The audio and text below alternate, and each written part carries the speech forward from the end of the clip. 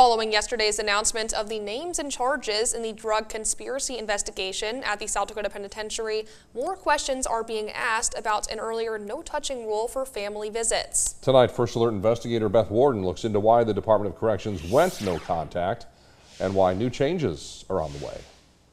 Following springtime drug-related inmate deaths, one connected to a visitor smuggling in cocaine and meth, the Department of Corrections set up new rules.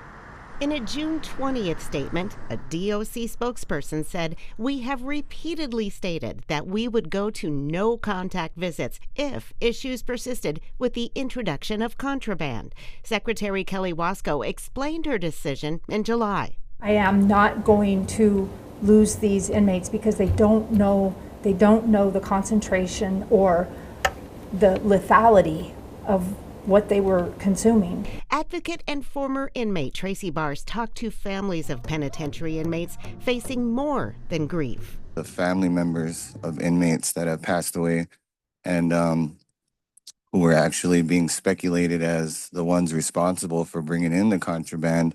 Other families contacted me upset about the no contact rule while pointing out their security concerns about DOC staff, including meal deliveries that appeared to go unchecked.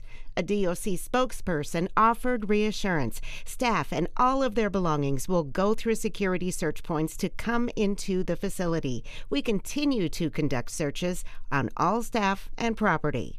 2 days ago, staff's security concerns were acknowledged with more drug charges, this time from a different source. Uncovered a criminal conspiracy to distribute drugs in the penitentiary. One, Carson DeYoung is a former correction officer.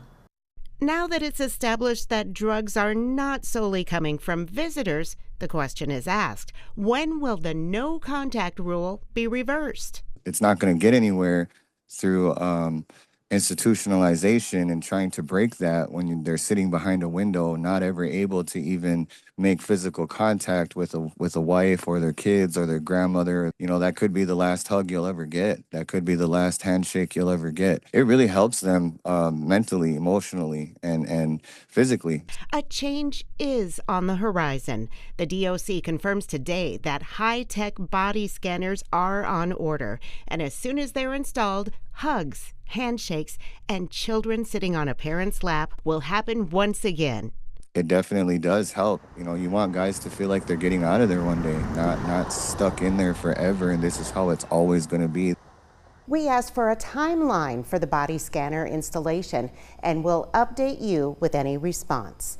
In Sioux Falls, Beth Warden, Dakota News Now.